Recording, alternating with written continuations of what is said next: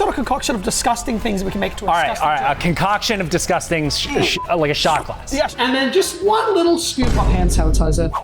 Shot glass full of disgusting. Yeah. Is it just the loser? Just the loser. Okay. I just got my test results back, and I have a thumb in my face. Just kidding. No, I have Michael and Danny Philippou, the directors of Bring Her Back, here for IGN Arcade. We can't wait to talk to you guys and play some games. It's gonna be fun.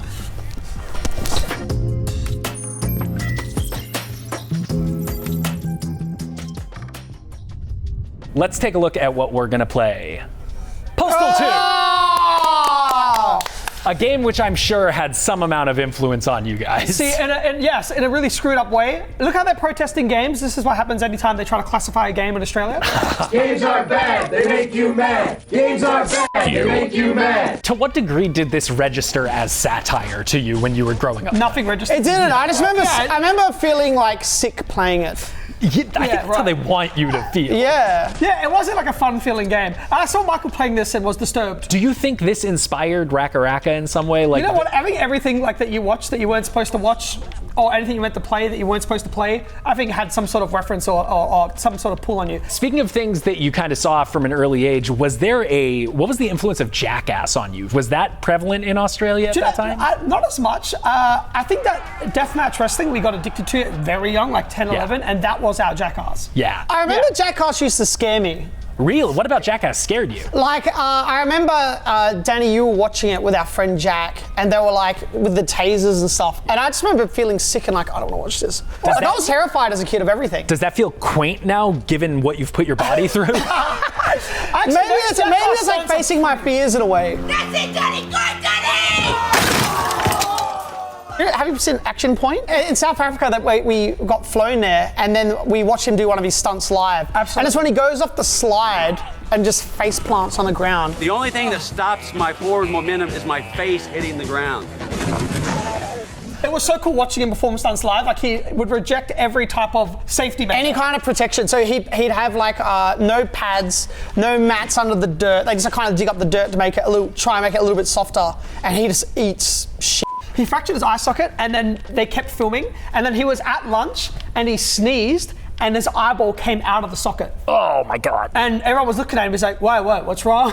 And I wasn't expecting that. There was a big breakout that you guys had in 2014, which is Harry Potter versus Star Wars. That was actually, I think, the first time I saw your stuff. Before I even had any sense of what RackaRacka was, I was like, oh, these guys made this incredible, VFX-driven short. Three-dimensional characters. Very three-dimensional characters. You inspired that. Yeah. What happened was Remy, who was the guy that's playing the Jedi, was staying over, and we were watching the Harry Potter films.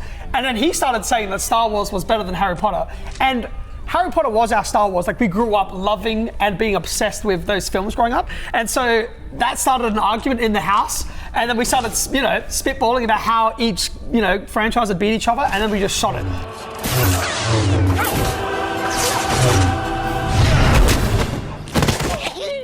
That was fun. It was always so fun about pitting franchises against each other. We did this video called Halo vs Call of Duty as well. Where we're like pitting our favorite games against each other. I was obsessed with Halo, Mike was obsessed with Call of Duty.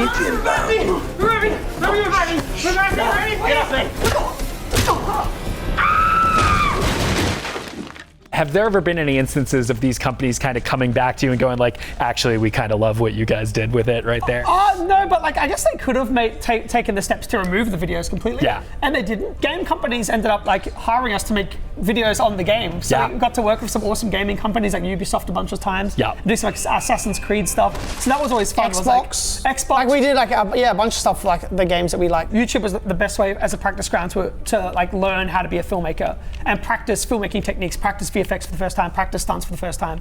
Set this guy on fire real quick. Yeah, do your thing. Do your thing.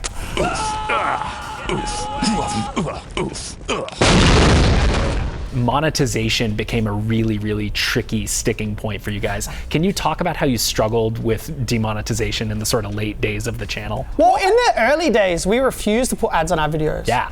Because we're like, we're not doing this for money, so we're not putting ads in the videos. And then YouTube would call us and be like, hey, you guys should monetize your thing. We're like, no, we're not doing this for money. Fucking monetization. And as soon as we monetize, we're like, what do you mean you're monetizing us? it just became hard to like fund the videos, and it was a blessing in disguise because ready?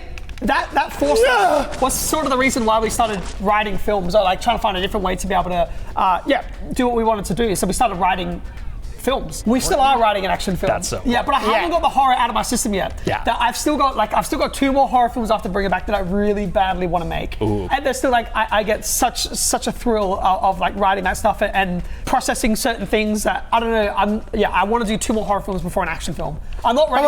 We're writing it in the background, crazy action. We want to have the script done and ready, so like if we finish shooting these other 2 films, if we're like blessed enough to be able to make them and lucky enough to be able to make them, then like as soon as we wrap on shooting it, like we know we'll have a script ready to go for an action film. Yeah, action will be so fun. It'll be so fun, and design some never before seen action scenes. It was really tricky with Street Fighter, because we had signed on initially for Street Fighter as well, and then it was like, it sort of became like a timing thing and a scheduling thing that was like, we couldn't do Street Fighter and bring it back at the same time. And like, it was so hard to turn down, and Legendary were really incredible and nice and amazing to work with, and Capcom were awesome, and we loved the game so much. Yeah. But like, writing our own stuff felt so much more important, and like I was like, I have full control over this narrative and have full control over this story, full control over these characters, and so that became like, okay, I'd rather pursue that. But it was such a tricky, hard thing to make. Now that that's sort of, that ship is sailing a little bit, are there any other video games that you guys would want to take cracks at adapting? Are there any ones that are, like, stick out for you? I mean, after playing Silent Hill 2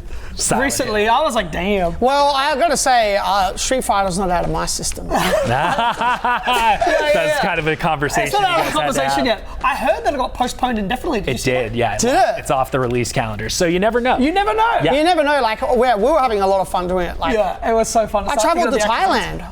I met the real Sagat. I saw that you went after him. Yeah, I went after him and I found him. And then we trained together. So I was like training and like traveling around Thailand, riding, going, because there's a map that's based from Street Fighter 2 that's in Thailand. So I went there, and then I was like, there was like this Muay Thai champion. Her name was Mimi, and she was training me, and then we were like traveling around to like different. Oh my god, you should see the videos of her kicking the shit. Dude, she starts kicking the shit out of me. I'm like, are we sparring right now? And she just beat the shit out of me. And Michael in these training videos, and she's like, hey, what's going on? Yeah, I'm like, she's like, God. He's like, oh, yeah, trying to block the attack. Oh, it was so funny. Yeah, and then like doing that and like staying in the world was so fun. And like that, so we were having a lot of fun developing it. But it's like a timing thing as well. Because movies just take so much time. Yeah, it's not like a quick thing that you can do for 6 months. You have to commit 2 to 3 years on a project. Yeah. So it's like, if you want to put your soul in it. Yeah, you don't want to half-ass something. You don't want to like half commit to something and then turn in something that you put half your soul into. Like if you sign up to a film, you've got to be 100% living and breathing it. And that's the only way to make a film, I would say. All right, well, with the directors of a modern horror classic here, I think that we need to start with a modern horror classic game, which is Limbo. Yeah! This is a classic. Look at this, the graphics, the gameplay, it's so smooth. Yes. The funnest part about this is watching him die in all these different ways. This is obviously a game that has been re-released a lot over the years. Do you remember playing it for the first time? What your first experience was on Xbox? You know what game I played? I try to only play one game a year, but I've been playing a game on my phone. I played it all the way on the flight here for 16 hours straight. It should be working. San Andreas. Oh yeah, they put San Andreas on phones. Dude, yeah, it's on phone. And I'm like, because I never finished it, and I was like, I'll do a little bit of San Andreas, a little bit of like work. And I just played San Andreas. It's really scary because if you play a game and you get addicted, it's your entire life. Yeah. Like when I played Ghost of Tsushima, I just like I couldn't do anything. All I did was focus on that game for 24 hours a day. Like I literally until you finish it. Yeah, I will live and breathe and sleep. Yeah, that's where I'm at right now with San Andreas. Yeah, that's unhealthy.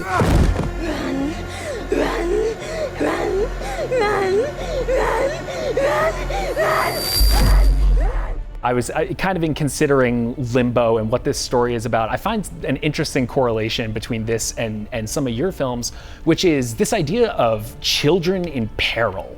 And that's something that, and it goes really back to RackaRacka stuff too. Yeah. Like this is something that is sort of a taboo in society, but that you guys actually lean into. It's, I guess like every film, like I'm obsessed with the film The Exorcist. Yeah. And if you played The Exorcist with like a 30-year-old as the lead that the demon's possessing, it just wouldn't have the same impact. There's something about the vulnerability of it, and everything, all the stakes just get raised instantly. And I guess I'm trying to express some sort of trauma from childhood potentially. So you're about cheap kind of scares because it's easier. Is that what you think? Is it? No, I don't think so. Then I won't fight. The last time we were on IGN, we brawled out, and we've decided that we're going to be responsible in this one. Yeah, cut to. Oh my god! I don't know how I do it. I was so close to jumping on you.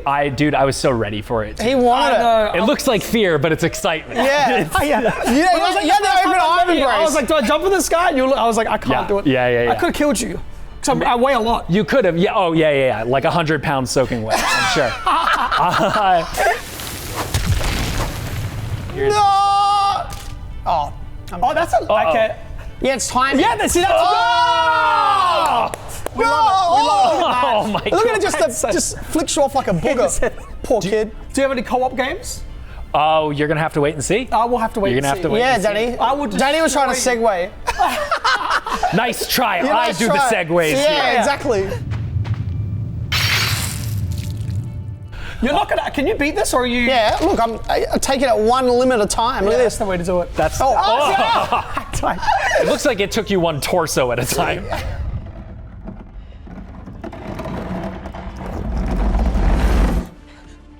What stories have people told you about what Talk to Me has meant for them processing what has gone on in their life? It's so interesting. Like the craziest thing that I've seen are people getting their hand tattooed on them and connecting with the story on that deep of a level. I love seeing that or hearing that. Like it's so cool to see and so surreal to see. And people's interpretations of it, because there's different interpretations. It means different things to different people. I love that there's different ways that people can interpret the same material.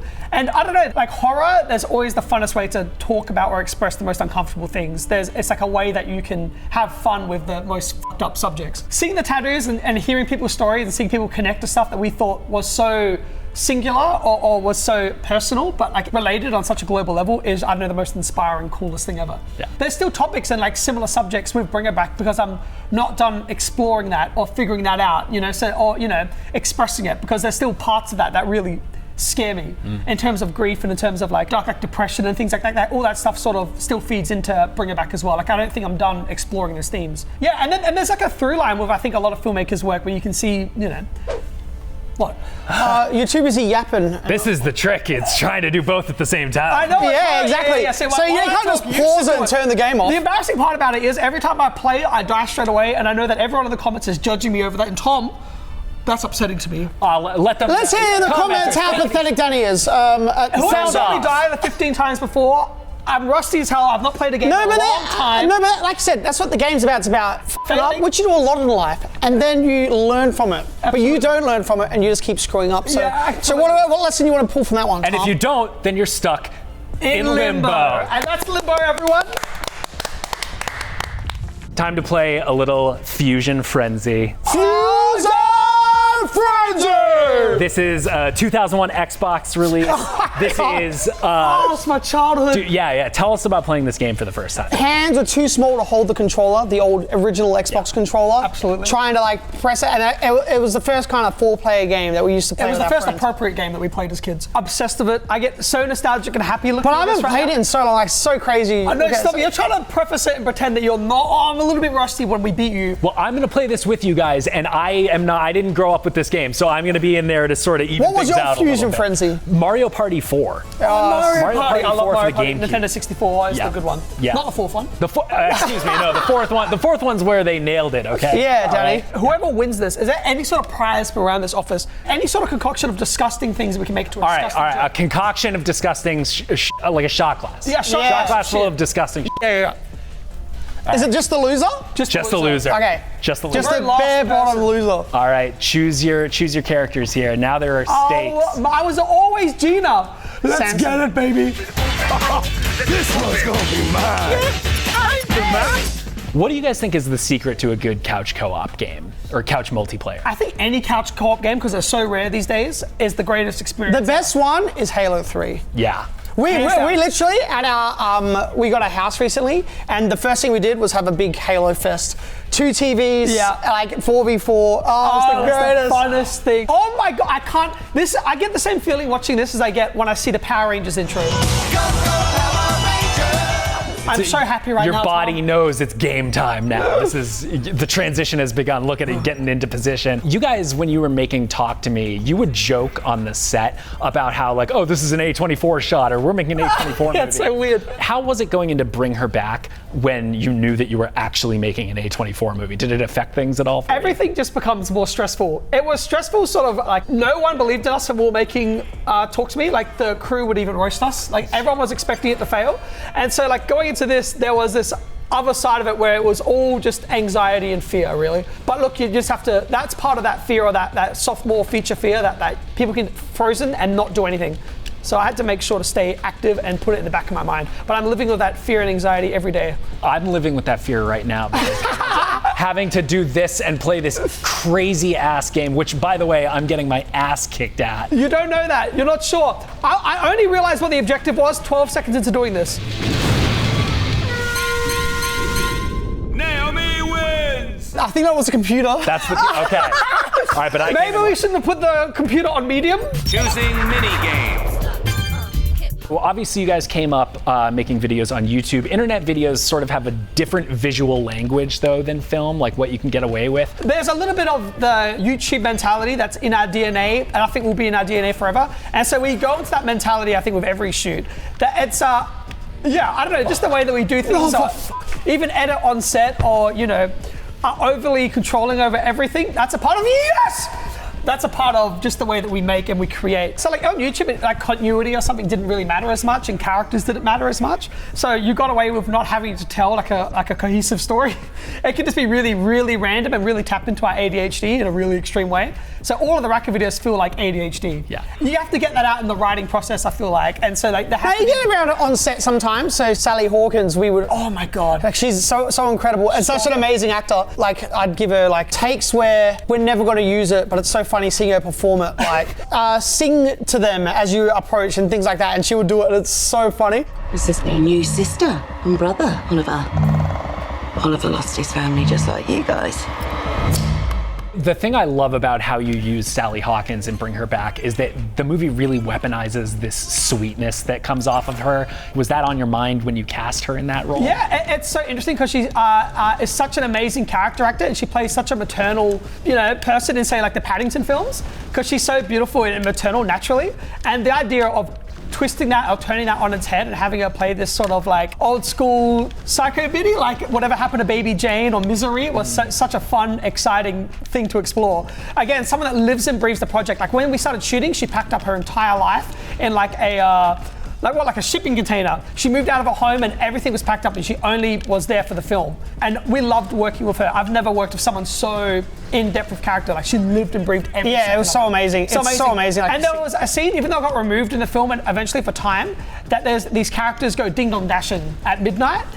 They're like going on this really weird party. She's like partying and she ding-dong dashes, and as part of pre-production, we went ding-dong dashing for real. Do you know what ding-dong dashing is? Oh, yeah. Ding-dong ditching. Yeah, so we were running around at midnight with Sally Hawkins, ding-dong dashing houses. Yeah, we went at a security camera and be like, let's get ding-dong dash by Sally Hawkins. Fuzion Frenzy! Oh, we can put some on the line. Oh, should we put all our orbs on the line? Oh man.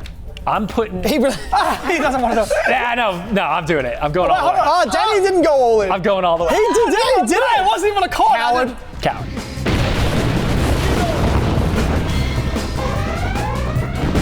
Kind of going back to Talk to Me a little bit here, what was the hardest scene in that movie to nail? The corridor scene. Oh my God, there's a scene at the end of the film where she's sort of she's running towards her dad, and it's sort of this one take that's sort of showing her cross over into the spirit realm. And it was this one take, and these lights had to turn off in the corridor, and literally they just weren't turning off at the right spots. And it was hours and hours and hours of trying to get this freaking shot. We did like 16 takes, and the resets were like 15 minutes each or whatever it was. So we were there for hours trying to get this thing. We went so overtime, and it was a film that we couldn't afford overtime on. That was the trickiest thing. And you know what's funny? After all that pain and effort, we used the first take. Isn't that how it always goes? Because we have started obsessing over like, that light's not turning off at the right time. You didn't nail this look, and it was so natural the first time that we did it that I'm losing right now. Yeah, I'm getting messed up. I'm figuring it out. I'm figuring it out. Oh my God, you're terrible. Dude, I'm on 3 I'll take points. second place. Are you second place? Yeah. Did you feel like you had to up the ante and bring her back? Was there any scene that had a similar, like, we need to nail the timing of this perfectly? Not even that. It was like the story of Bring Her Back. It's so much more contained. Yeah. And I think it's a stronger emphasis on character. It's more grim than Talk to Me, I'd say. It's just a different kind of movie. So we were looking forward to doing a different style of movie almost. We were so scared to just have the actors talking on Talk to Me.